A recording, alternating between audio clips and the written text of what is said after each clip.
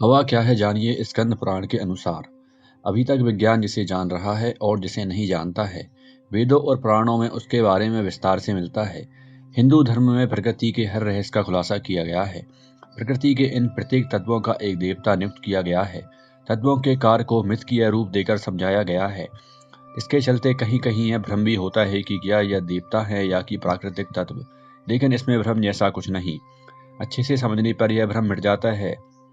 देवता अलग और प्राकृतिक तत्व अलग हैं और परमपिता परमेश्वर अलग हैं, लेकिन ये सभी एक दूसरे में घुसे हुए हैं।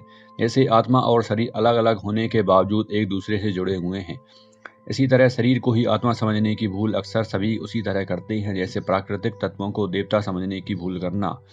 7 लोक हैं, पहले 3 भूलोक, भुवरलोक और स्वर्गलोक। इन तीनों को त्रिलोक कहते हैं। ये त्रिलोक नासवान लोक हैं।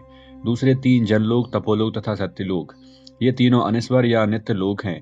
नित्य और अनित्य लोकों के बीच में महर लोक की स्थिति मानी गई है।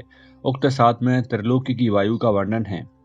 आपको यह जानकर आश्चर्य होगा कि वेदों में वायु की 7 शाखाओं के बारे में विस्तार से वर्णन मिलता है। अधिकतर लोग यही समझते हैं कि वायु तो एक ही प्रकार की होती है, लेकिन उसका रूप बदलता रहता है, जैसे कि ठंडी की वायु, गर्म वायु और समान वायु। लेकिन ऐसा नहीं है। दरअसल जल के भीतर जो वायु है उसका वेद पुराणों में अलग मान दिया गया है, और आकाश में स्थित जो वायु है उसका नाम अलग है। अंतरिक्ष में जो वायु है उसका नाम अलग, और पाताल में स्थित वायु का नाम अलग है। नाम अलग होने का मतलब यह है कि उसका गुण और व्यवहार भी अलग ही होता है।